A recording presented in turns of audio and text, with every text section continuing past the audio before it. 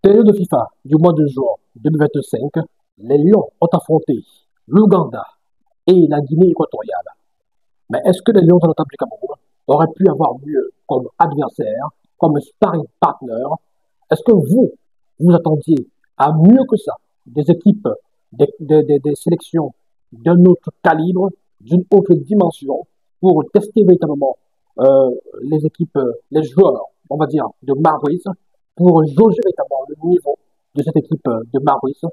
Est-ce que vous attendiez à voir des sélections ronflantes, Angleterre, Espagne, Allemagne, France, Belgique, etc., lors de cette période de FIFA du mois de juin? Pensez-vous, comme une certaine opinion, que grâce à l'aura et l'entre-gens du président de la Fédération camerounaise de football, Samuel Eto'o, on aurait pu avoir meilleur adversaire que ce qu'on a eu lors de ce tournoi amical Africa Week du côté du Maroc, Ouganda et Guinée équatoriale? On en parle dans cette vidéo. N'hésitez surtout pas à nous retrouver sur les différentes plateformes de notre web média La Vraie Actu TV sur YouTube en activant la cloche de notification.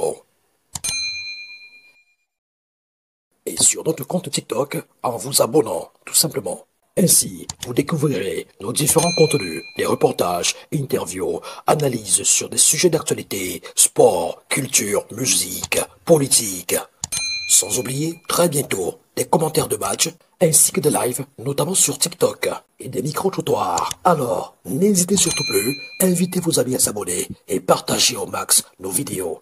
Tomber la tête de l'encadrement technique des Lions de du Cameroun au mois d'avril 2024, ça fait déjà un an. Maurice aura déjà disputé, on va dire, 12 matchs avec les Lions de du Cameroun et reste donc invaincu avec notamment 7 victoires, 5 matchs nuls, 19 buts marqués à ce jour et puis 7 buts concédés, 7 buts encaissés par la défense donc des Lions indomptables du Cameroun. Donc le cinquième match nul, c'était il y a quelques heures, ce lundi soir, avec notamment la Guinée équatoriale, un but partout, après avoir ouvert le score par l'entremise de Vincent Aboubakar. Les Lions se sont fait rejoindre au score avec le but de Emilio Soué. Alors, beaucoup de personnes, depuis que Mabrice est la tête des Lions de Cameroun, ne cessent de nous rabâcher les oreilles avec le fait que les Lions n'affrontent que des équipes moyennes, des faibles équipes, et on n'a pas encore eu l'occasion de véritablement jauger le réel niveau de cette équipe de Marbrice. Voilà, raison pour laquelle beaucoup d'observateurs appelaient donc à une négociation de matchs avec des équipes d'un certain calibre, des équipes d'un certain niveau, d'un certain standing, ouais, pour véritablement jauger le niveau des Lions indomptables du Cameroun. Il y a quelques semaines, on évoquait encore ces affaires, ces débats sur qui propose quoi, qui négocie avec qui choisit les équipes, les sparring partners, les adversaires des sélections pour des matchs amicaux. Et on revenait sur le fait justement que l'entraîneur a ce droit de faire des propositions dans un contexte normal. Il fait des propositions, il fait une liste, il propose à la fédération des adversaires avec lesquels il souhaiterait tester son équipe. Voilà, et il soumet à la fédération qui, maintenant, va essayer de négocier, d'arranger, généralement avec des agents FIFA, voilà, ou alors directement pour essayer de négocier avec la fédération, avec des fédérations sœurs, pour obtenir des matchs. Donc, voilà. Dans une récente vidéo, on vous faisait part de la réaction de Mabrice après avoir découvert que les Lions joueraient contre l'Ouganda et contre la Guinée équatoriale dans un tournoi Africa Week. Voilà. Déjà, il faut dire que ces matchs amicaux, ces deux matchs amicaux étaient importants. Ces deux matchs amicaux ont été importants pour Mabrice et ses joueurs parce que ces matchs amicaux ont permis à Mabrice de tester de nouveaux joueurs, de faire tourner et d'observer de nouveaux joueurs, d'essayer de voir qui peut être doublure de tel ou tel titulaire ou qui peut prendre la place sur le banc de touche de tel ou tel joueur régulièrement appelé mais pas forcément titulaire. Donc, à ce niveau, on peut dire que ces deux matchs amicaux étaient importants, étaient capitaux et ont permis à Maurice de jauger le niveau de certains nouveaux, les tester pour voir comment les insérer, les intégrer dans ces différentes équipes.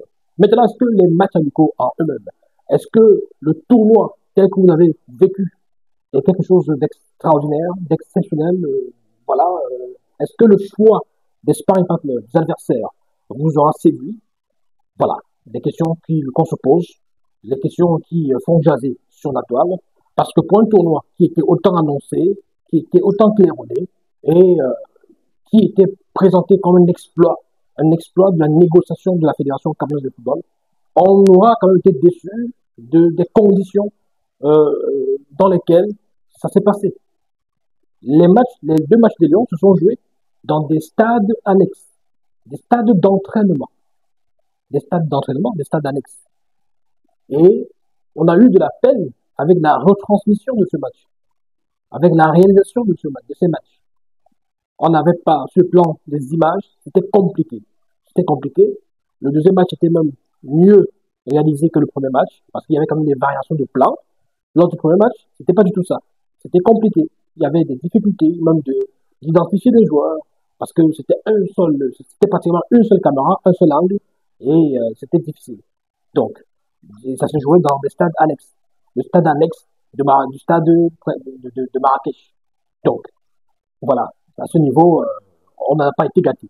On a comme l'impression que, même en termes de fréquentation, en termes de public, il n'y avait pas assez de monde dans les gradins pour vivre ces matchs. Donc, côté organisation, etc., il y avait... Alors, est-ce que ça remet au goût du jour le débat sur le niveau, sur les sparring partners, le choix des sparring partners? Oui, oui, je pense que ça met au goût du jour ce sempiternel débat sur les sparring partners, sur les choix des adversaires que les Lions auraient pu avoir pour mieux se préparer. Alors pourquoi ça remet au goût du jour ce débat? Surtout parce que quand on jette un coup d'œil panoramique sur ce calendrier, cette période de FIFA 2025, de juin 2025, avec quelques cadors, quelques sélections africaines euh, qui ont déjà dans le coin de la tête, dans un coin de la tête, la canne qui arrive, vous allez voir quand même que beaucoup de sélections, quelques sélections africaines, quelques cadors ont choisi des adversaires d'une certaine dimension, d'un certain calibre, pour mieux se préparer, ou du moins, quand même, pour voilà, marquer les esprits, avoir le maximum de capital confiance et se tester face à des grosses adversités, à des gros adversaires d'un certain niveau, évoluer contre des footballeurs qui jouent dans les plus grands championnats et qui proposent un niveau d'adversité un peu différent de ce que l'Ouganda ou bien la Guinée équatoriale aurait pu proposer. Le Sénégal, après son match nul contre l'Irlande, un but partout, s'est imposé face à l'Angleterre de Harry Kane, de Bellingham et consorts. 3 buts contre 1. Il y a quelques heures. 3 buts à 1.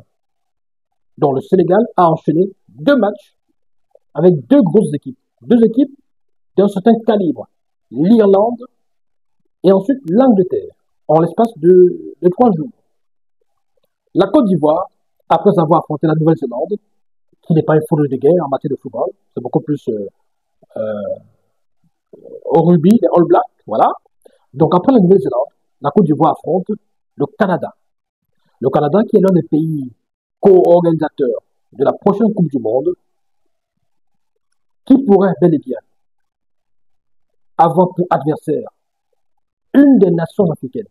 Ça, il faut le savoir. Qui pourrait avoir pour adversaire dans son groupe, parce que le Canada, forcément, en tant que pays organisateur, sera dans une poule comme voilà, tête des listes et forcément va affronter un des pays africains qui seront qualifiés. Donc la Côte d'Ivoire, en prévision de cela, a commencé déjà à se mesurer à ce pays. La Côte d'Ivoire a donc affronté le Canada, pays co-organisateur, et pays qui compte quand même dans ses rangs pas mal de bons joueurs, des joueurs qui évoluent du côté de l'Europe, des championnats européens, parmi lesquels Alphonso Davies, et bien d'autres. Voilà. L'Algérie. L'Algérie a disputé un match de prestige contre la Suède. Contre la Suède. L'Algérie contre la Suède. Malheureusement, l'Algérie s'est inclinée 3 buts contre 4, après avoir été mené 4 buts à 0. Bon, voilà, ils sont battus et en deuxième mi-temps, l'Algérie a su se battre pour... et c'est ça aussi des matchs amicaux. Ça permet de jauger le niveau face à un adversaire de certain calibre. Comment s'en sortir? Comment changer des plans tactiques, etc., etc., pour pouvoir justement revenir à la marque, même si on avait été mené. Ça permet de s'habituer à ce genre d'adversaire, à cette adversité, et tout ça. Et on prépare mieux les prochains matchs avec ce genre d'adversité, avec ce genre de matchs amicaux.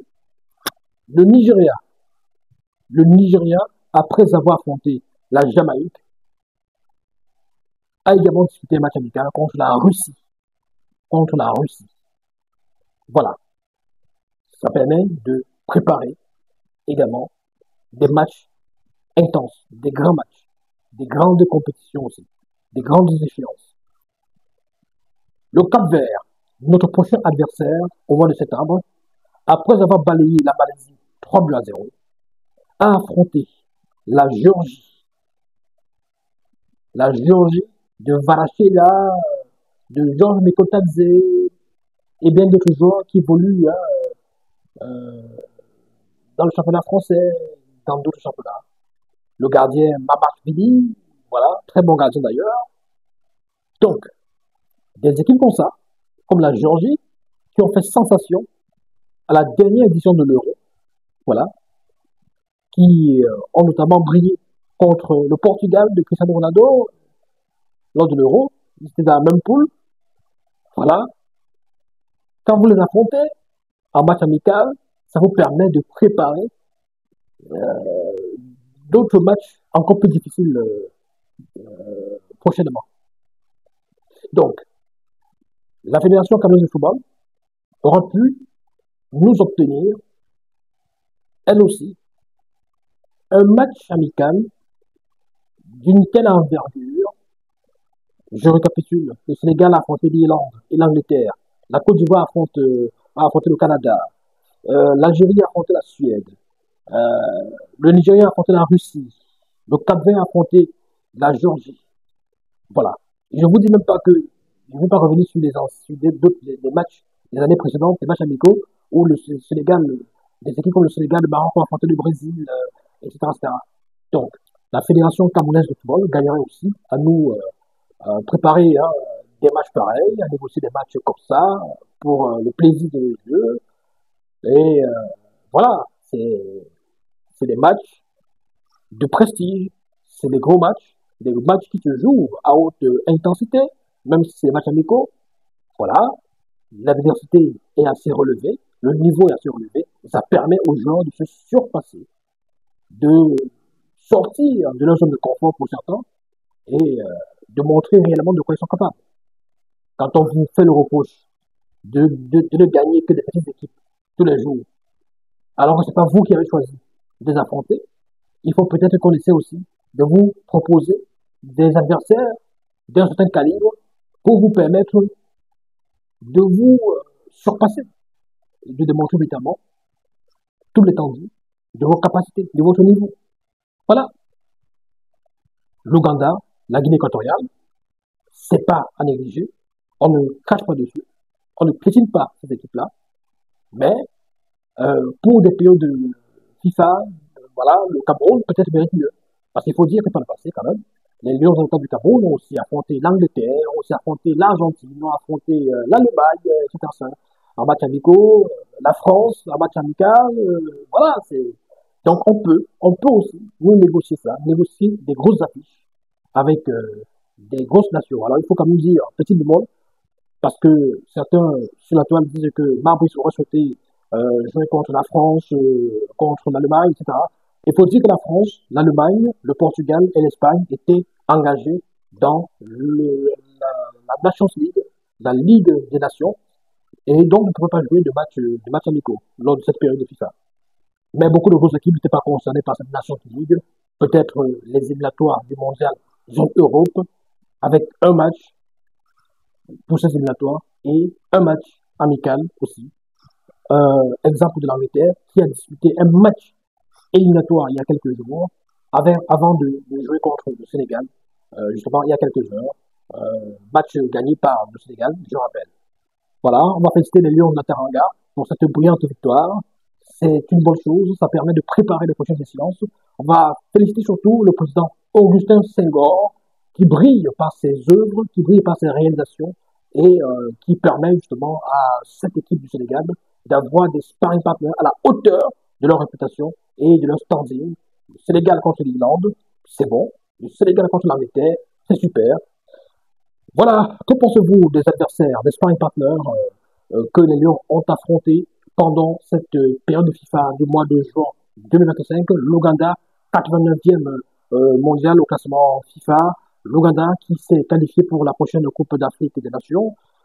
L'Ouganda qui est un pays pas forcément régulier à la Coupe d'Afrique des Nations sur ces dernières années. La dernière participation, je crois qu'elle est remontée à 2019 à la Coupe d'Afrique des Nations. Et puis vous avez quand même la Guinée équatoriale de Emilio Soué qui s'était quand même illustré lors de la Coupe d'Afrique des Nations disputée en Côte d'Ivoire et qui avait notamment terminé en tête du groupe de la Côte d'Ivoire devant le Nigeria et devant la Côte d'Ivoire avant de sombrer en huitième de finale. La Guinée équatoriale du buteur redoutable Emilio Soué qui avait terminé meilleur buteur de la Coupe d'Afrique des Nations 2023 disputée en 2024 en Côte d'Ivoire. Alors, que pensez-vous de ces adversaires que les Lions ont affrontés? Êtes-vous d'accord sur le fait que les Lions auraient pu avoir mieux que ces deux adversaires-là lors de cette période de FIFA? Vous avez la possibilité de réagir. Laissez vos avis, laissez vos impressions, laissez vos analyses en commentaire. N'hésitez surtout pas à partager la vidéo, liker, voilà, et abonnez-vous si vous êtes nouveau, activez la cloche de notification. Allez, ciao ciao, bye bye.